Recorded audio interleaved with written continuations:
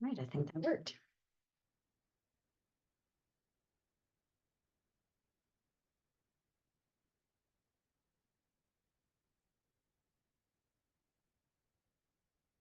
All right, everyone, as you're coming in, we'll get started in just about 3 minutes.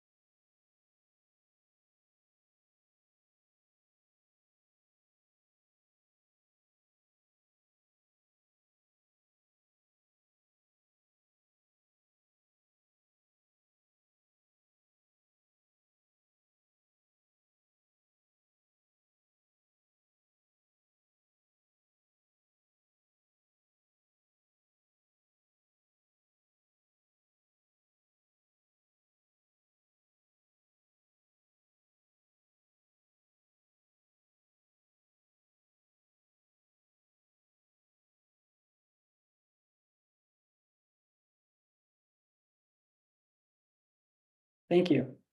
Trying to fully experience what spring we have left. All right, it's 1 o'clock, so I'm going to go ahead and get started. Good afternoon. My name is Erin Owens, and I'll be the moderator for this session. Before we begin, we have a few reminders. We do have a code of conduct in effect during the conference. I'm putting a link in the chat where you can read that code of conduct. If you do experience any concerns regarding conduct during the conference, we encourage you to email us at the Gmail address provided there in the chat. Please be sure your microphone is muted. We will hold Q&A until the end of the session, and then during that Q&A, we will invite you to unmute if you'd like to ask a question aloud. You can also be entering questions into the chat or the Q&A tool. The session is being recorded. You can enable captions by clicking on the Show Captions button at the bottom of the screen. So this presentation is titled Semantic Systematics, Taking Advantage of Machine Learning Search Advances Without Losing Reproducibility. Today's presenter is Panda Smith, who is Infrastructure Engineer at Elicit. Please join me in welcoming Panda. Hi. So I will kind of just jump right into it. I have slides. They're pretty bare bones, so I'm going to be doing a lot of talking, but the slides should have the main points. I will post those right before the start of QA so that people have them if they want to refer to them later. So let me share my screen.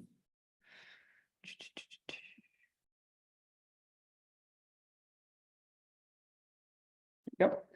So yeah, I guess like a really quick intro. So I'm sure people who are here have some, broad familiarity with, they've heard of semantic search, semantic similarity, etc. But I'll try to give a little bit of background before we kind of get into the meat of things. So semantic search is the idea that instead of looking for particular words, you look for like conceptual relatedness. Semantic search has been a thing for a while. It's really blown up, I think, in the public consciousness much more recently, since like GPT became large. But there's something called BERT, which was developed by Google in 2018, which was kind of an early-ish version of this, and there's some earlier research as well. And so this has been a big part of how people who are building like Google quality search have built their search for quite a while. I think the big shift has been that these things have become much more accessible. For a bunch of reasons, it's just like much easier to use these tools to build a really good search than it was, 5 years ago for sure, and even a couple of years ago. Yeah, the basic understanding is that, you have traditional keyword search, you look for exact word matches, sometimes subwords. This is like pretty cool. It's pretty fast. It's very straightforward to kind of reason about how this works. But often you care about finding something and there aren't actually that many exact words that match. And so, in this example, you are trying to answer the question, do any large monkeys come from the jungles of Indonesia? You have some document which uses the phrase orangutans are native to the rainforest of Indonesia and Malaysia. You would probably like to find that document for this question. There's actually very little overlap just because you use like slightly different vocabulary. Yeah, a big thing that changed this when GPT-3 came out, the embeddings for that model were exceptionally good at finding documents. This is something like you have this model that's trained to understand the whole internet. In the process of doing that and trying to predict things, it gains like a very deep understanding of what terms mean and how they relate to other terms, much better than previous vector-based or embedding-based, semantic-based search methods. So I think the way this kind of has cashed out is everyone can kind of make a Google quality search now, with some asterisks, but like many companies are now pushing saying like, hey, we have the semantic search thing. We can let you search over, your company's documents or scientific papers or whatever in this way that feels more powerful than a lot of traditional search. That is the promise. We'll kind of go into what the hiccups are, particularly for the domains of science. So systematic literature review is a thing that a lot of scientists want to do. So sometimes they might want to do this very like search where Google is like something Google-y is fine. So you're just like, I like vaguely want to know what's going on with leukemia drugs. And so I type in some search into a search engine like Semantic Search or Semantic Scholar or Google Scholar to some extent. And you can get a vague sense of what's going on. Semantic Scholar much more so. So you can say, well, okay, here's a bunch of papers that are very relevant. So they will feel good often from like being relevant to what you want. The problem is that the search is very black box and it's non-deterministic. So if you're trying to write a systematic literature review where you say, I searched for this string, trying to investigate leukemia drugs, because I'm doing a meta-analysis, and I picked the first 200 results, and then I went on with my review, and here's what those papers said. One issue is, so if you do that, if someone tries to reproduce your paper and does that search even like a week later, they could get substantially different results. That's sometimes true with traditional search as well, but it's much more true with semantic search. Another issue is just that it's black box. So like, if with keyword search, you can kind of reason about like why something was or wasn't included in the results. With semantic search, like how this embedding process works is, even to the machinery of it is black box to like someone who's not a specialist. The reviewer number 3 is probably not going to like have deep intuitions around how embedding search works. And even for people who are experts, similarity is a very fuzzy term. It's produced by this like gradient descent process. It's not like someone has like sat down and come up with like a principled model for how similarity works. It kind of is just like you shovel the big pile of data and this comes out. So that makes it like not awesome if you're trying to do systematic work. So that's like, it's definitely not great if you're trying to present to an academic journal or a regulator or someone who's going to be reading your research and saying like, how do we know that the things you picked to include aren't biased? And your answer is kind of like, the model is random, but maybe it's random in ways that aren't biased. Which doesn't really work. So at Elicit, we make products for researchers and have spent a lot of time trying to think about like, okay, what would good search for researchers look like that gets you the benefits of these more powerful search tools, but like is actually friendly to academic gatekeepers and for your own sense of like, you understand what is actually happening when you do a search. So there are kind of 3 big categories I'm going to go through. There's query expansion, SPLADE, and what we're calling automatic comprehensive search. So yeah, no thanks, Google. So query expansion is the most straightforward. It's like kind of obvious. So some of you have probably done this yourself. So you're going on PubMed or other academic search systems or your library search system, and you say, okay, I want to answer this question. Let me like come up with all of the possible related keywords and construct some big mass query that says include these things, exclude these things, all of the things. So maybe you want to like say only things that are after this date, only things that have a journal ranking that's above this, et cetera, et cetera, et cetera. And that's great, but you have to do that. Doing that well often kind of like requires expertise. It's pretty easy for you to miss things. You don't think about it that like if you miss, if you don't think of just the right keyword. But it is like a nice output in being something that not only like you can understand, but you can show this to someone else and they can read your query and like understand what you have done. Query expansion is saying, hey, let's just take a language model like ChatGPT genre language model off the shelf and say, hey, given this thing that a user is searching for, please construct me like a PubMed query that does, adds extra keywords and stuff and is more structured. So you can imagine our original, do any large monkeys come from the jungles of Indonesia? And your language model just like, you don't know exactly how it comes up with this, so it's still not super transparent. But it says, gorilla and orangutan are both kinds of large monkeys, so let's include those. Rainforest is kind of like a jungle, so let's include that just in case. Indonesia is in Southeast Asia, so let's include that just in case. And it constructs this big query. You could at that point edit it. Generally, the way this is happening is like whatever tool you're using is going to do this itself in the background, and then maybe show you the expanded version. But in the end, you will get your document, and that document we were looking at earlier now is like much more similar to what you actually want. So yeah, this is really nice in terms of being super straightforward. Most people can kind of understand what's going on here. If you've worked with academic search, it should be very familiar to you. The downsides, it's very slow. So the process of generating this is, I guess it's like ChatGPT slow, which means it's like not insane. It's probably faster than you doing this yourself. But if you want to make like a search engine, people want it to feel really fast. You want to type in your query and then the stuff just loads. You don't want to type in your query and then it goes loading while it like does this expansion.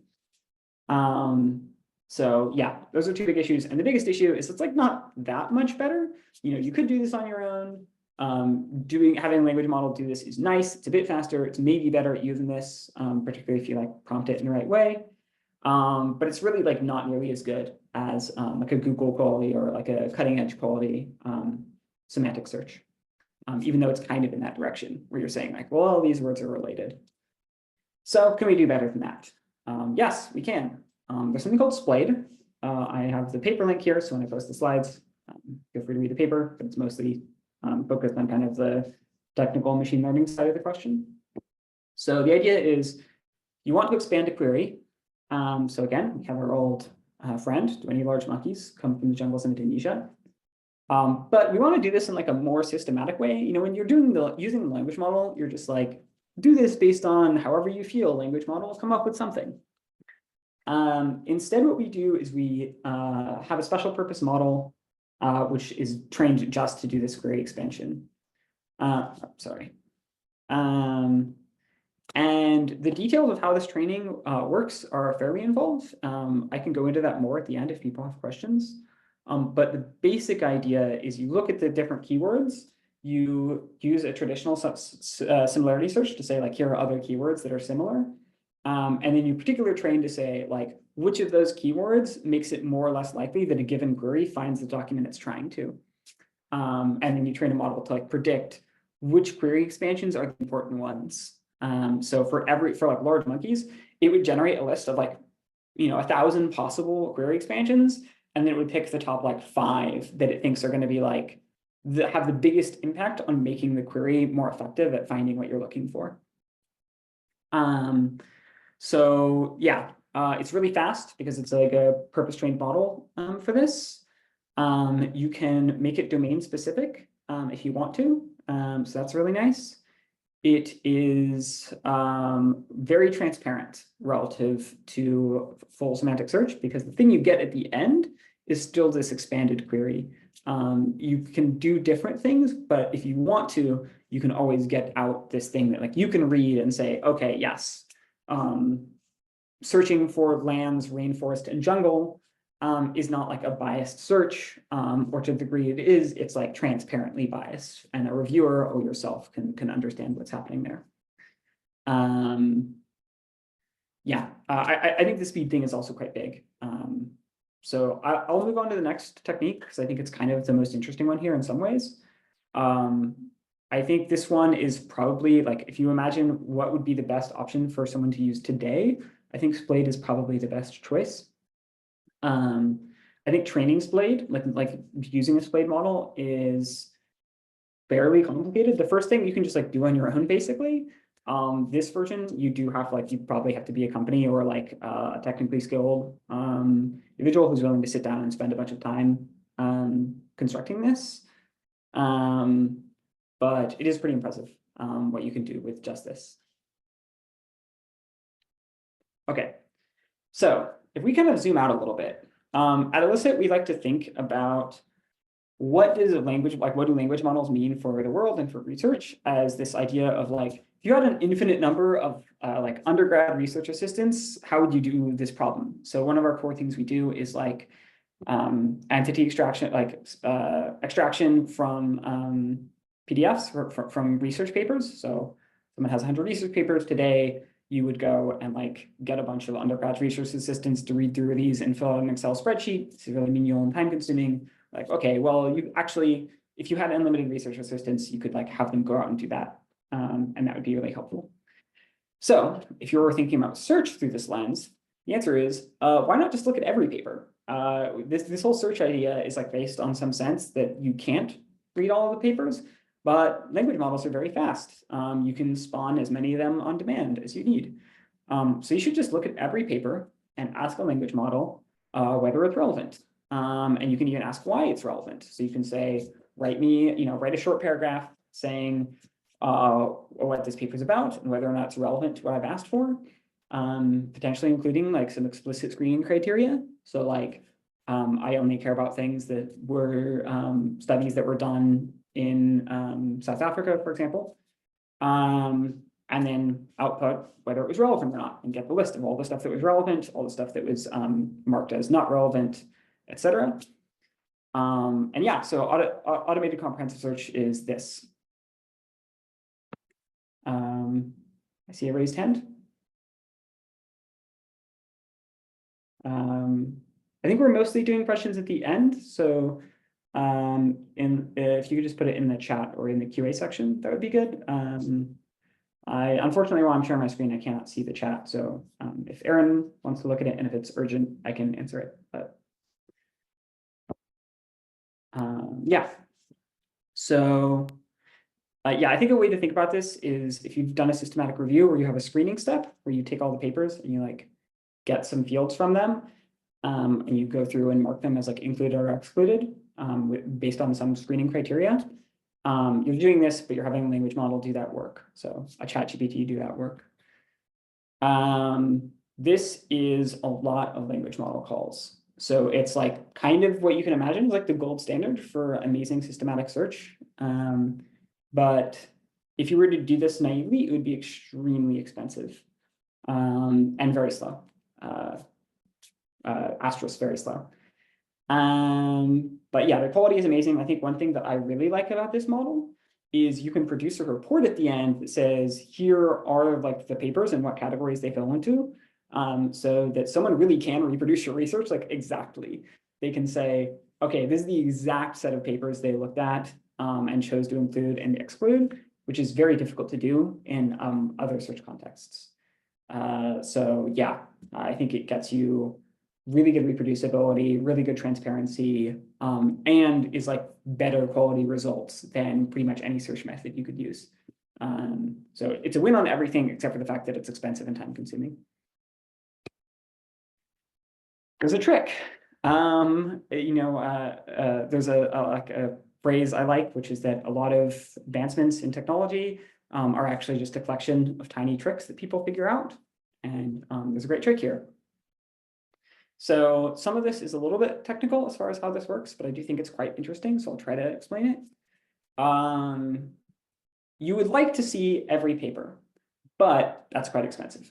So what you should do is instead sort all of the papers by like some sense, some vague-ish sense of how likely they are to be something that you're going to include in the end. So you don't actually have to come up with a perfect score at the front end. You can recalculate scores as you go. So looking at citations and stuff like that to say like whether something seems more likely, more or less likely to be relevant. But you should expect that if you do this sort, and this sort is even sort of good, as you go through the list, you'll be like less and less likely to find papers that are relevant to your query. Sorry, I should say really fast. You do want to pre-filter this in some way. So you probably want to say like, only include these 50 journals or like papers after this date. So if there's some like criteria that's just like definitely obvious and you have access to without reading the paper, you can do that as a first step. So, you should be operating over like 100,000 papers here or 10,000 papers here, not 10 million when you start. So as you go, you'll be less and less likely to find stuff that's relevant. And so at some point you can probabilistically say, well, I've looked at 80% of the corpus.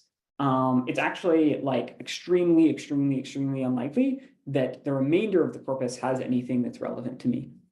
And so you can actually, like the way you do this is somewhat straightforward, which is you do multiple runs where you do look through the whole corpus so that you know what the like ground truth is. And then you fit a curve to that and say like, based on this ground truth of what the fall off is for relevancy, I know based on like, if I haven't seen a relevant paper in the last 1,000 papers I looked at, it's really unlikely that the next 1,000 will have something relevant.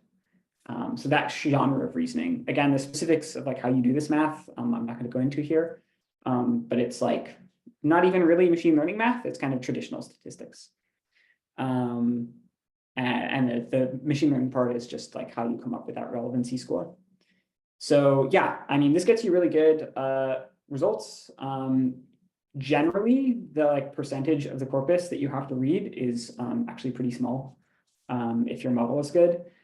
It's has some downside in that you are trusting this probabilistic model, and particularly if you were like really out of distribution for how the modeling was done, you could have some issue where you're like overly confident that you found everything. So something would be like, we assume this curve is kind of this this exponential drop off. It's like a log shaped curve kind of. And even if our curve is like slightly different than we expect, it's fine because we'll say like, oh, well, we're getting more things that are relevant than we would expect at this point in the curve, and you can kind of adjust accordingly. But if this like isn't exponential or logarithmic shape for some reason, then this won't work. What it would result in is you probably wouldn't actually return a bad result. You would just be forced to look through the entire corpus. And that could happen because, yeah, you're searching in some way that was like out of that your relevancy score is like broken for. I can, in Q&A, if people are interested, I could try to think of a specific example where that would come up. But yeah, so generally the story is your failure mode here is that it's like really expensive or you just have to give up. Mostly not that you actually return a false result. But in general, in like the main cases that you'll be in, you don't actually have to look at that many things and you can have these stellar search result qualities. It's still pretty slow. So it's still going to be in the order of like 15 to 30 minutes or something to finish a search. But if you're writing a systematic review, you're spending hours and hours on this. Having this really good pool of papers to start with is probably worth that amount of time. And again, you can include like reasoning in those results to say, you know, here's why something was good or bad.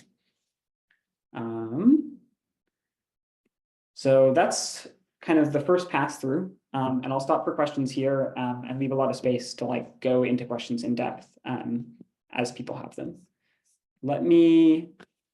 I'll stop sharing for a second, but I will start sharing again if it makes it easier to answer questions. All right, thank you, Panda. So we can take questions now. If you would like to, let's see. I may have to do something to allow you to unmute. If you would like to raise your hand if you have a question, or you're welcome to type it into the chat. And I also just posted the slides. Excellent, thank you. Okay, so there's a link to the slides in the chat.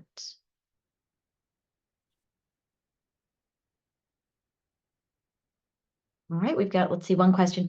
Can you do a search to show more about how to sort papers on relevancy, how that works?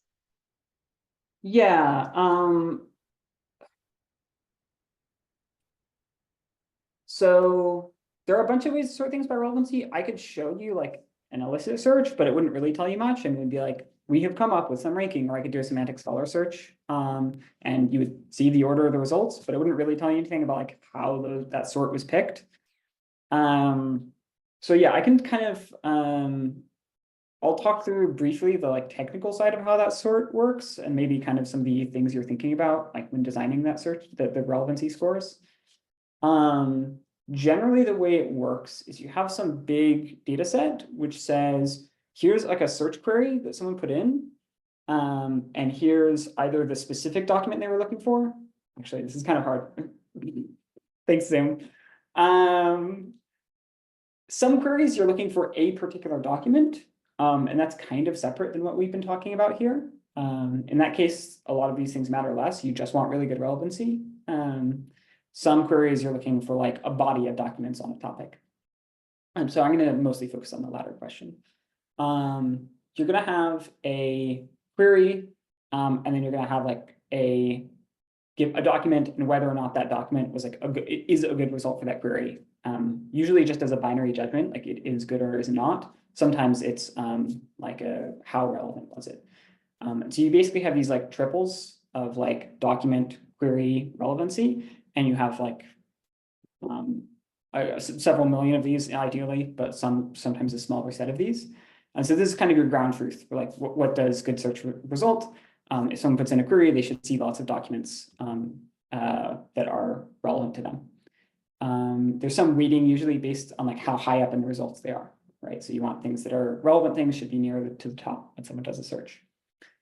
So you have that ground truth, and then there's a bunch of different models you can kind of use to try to like rank things. So you usually do a first pass where you say, this isn't how for the comprehensive search, you need to assign a score to every document up front, sorry.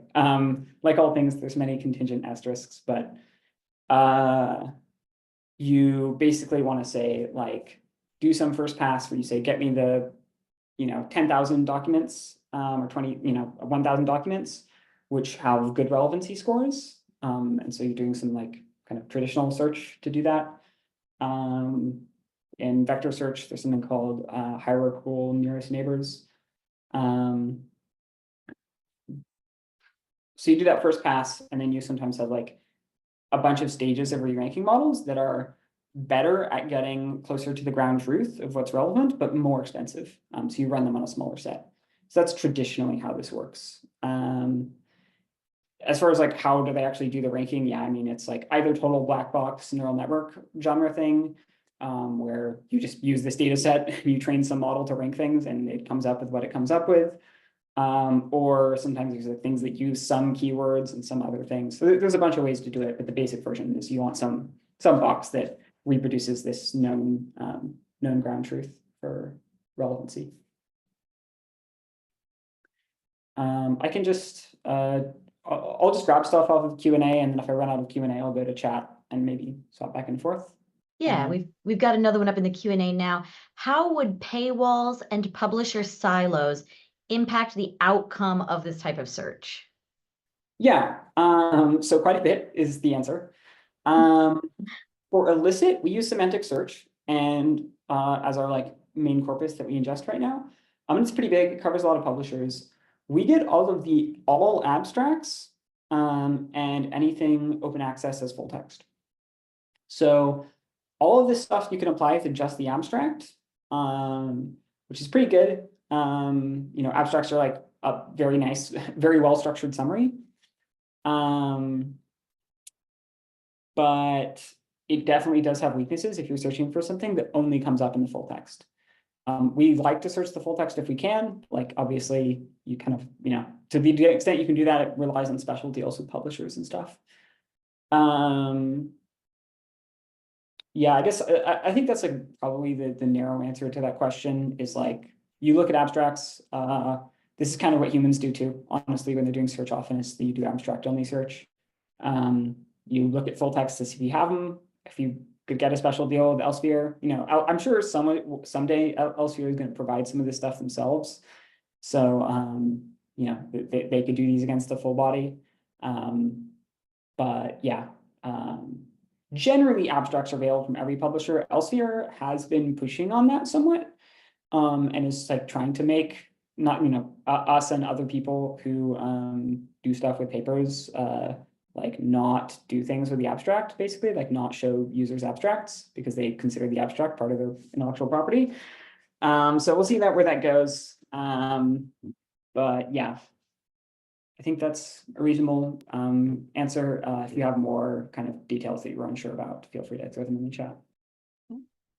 Let's see, Scott mentioned in the chat that query expansion sounds similar to an LLM-based tool that he thinks would be useful for searching larger academic library catalogs, where you could essentially ask, what are the 5 most relevant Library of Congress subject headings based on a query, given this natural language query. So I don't know if you have any. Yeah, that's really interesting. So the query expansion and SPLADE similarly do have this huge advantage, and that was actually one of the things I meant to say to the last question. You could do them against someone else's search.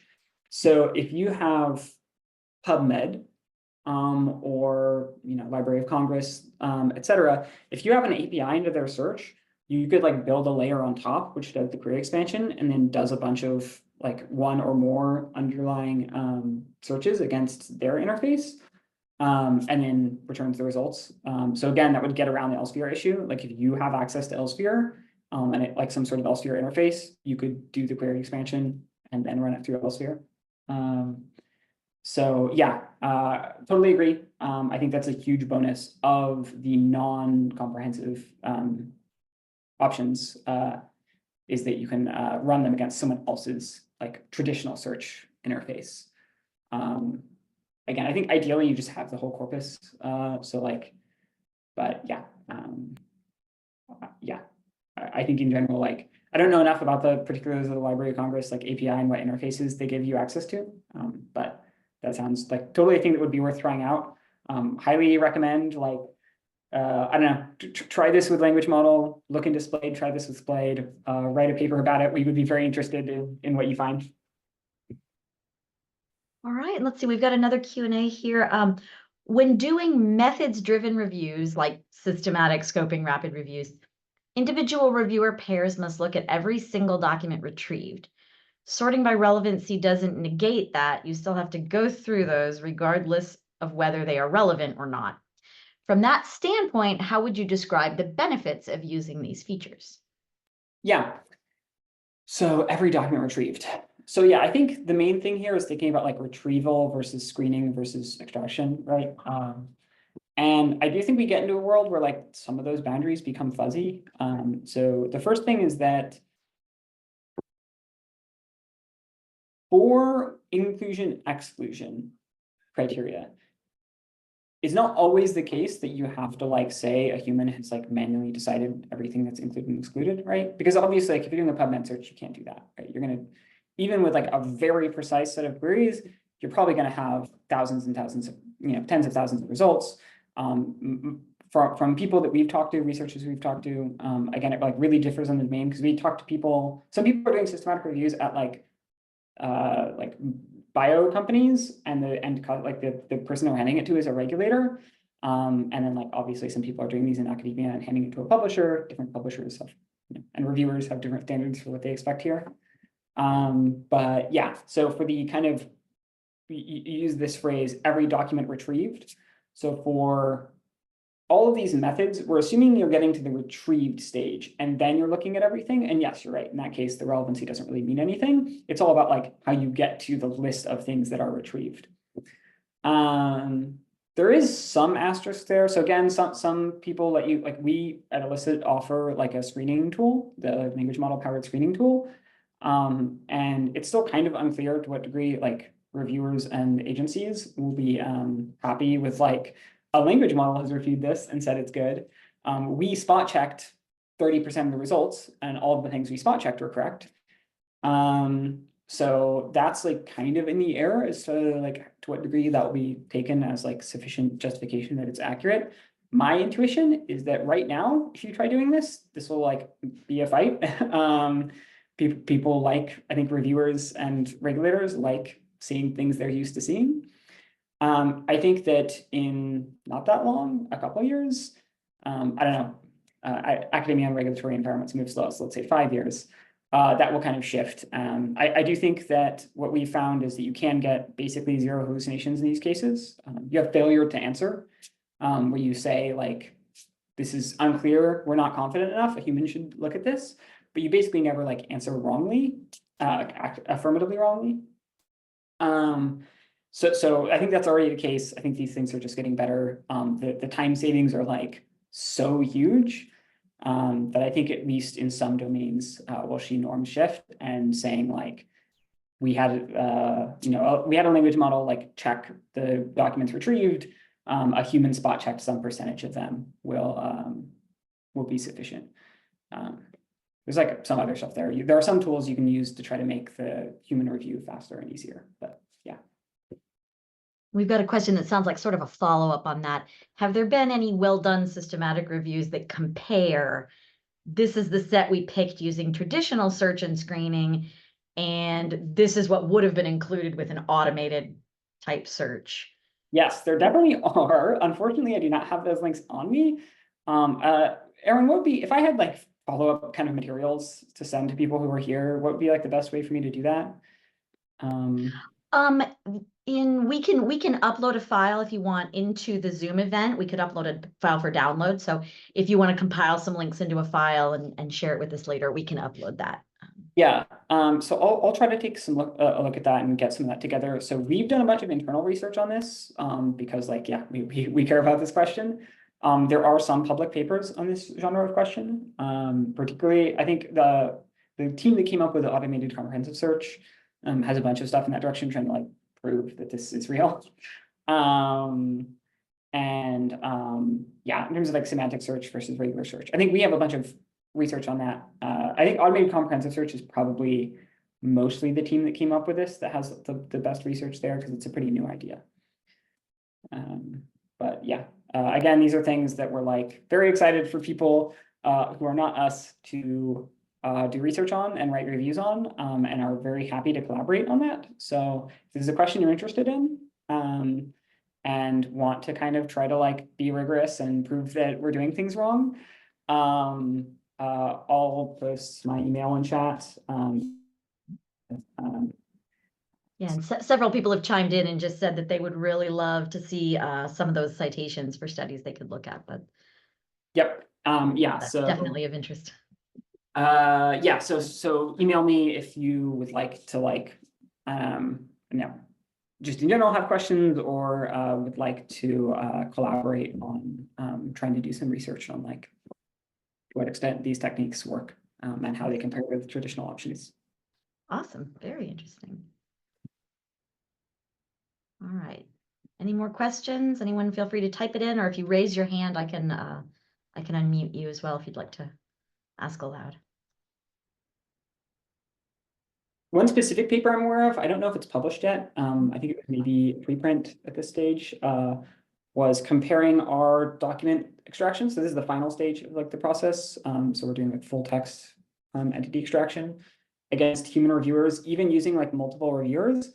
We were like substantially more accurate than humans doing this. Because if you just like, you look at 10,000 things and it's easy to make, like, you look at 10,000 things, often the people who are doing this this reviewing are like, they're like underpaid undergrads or, overworked grad students. And so it's easy for them to make mistakes when they're doing this for hours on sufficiently large tasks. So.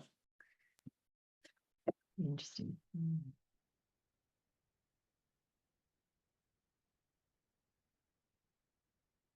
All right, well, I'm not seeing any more questions come in right now.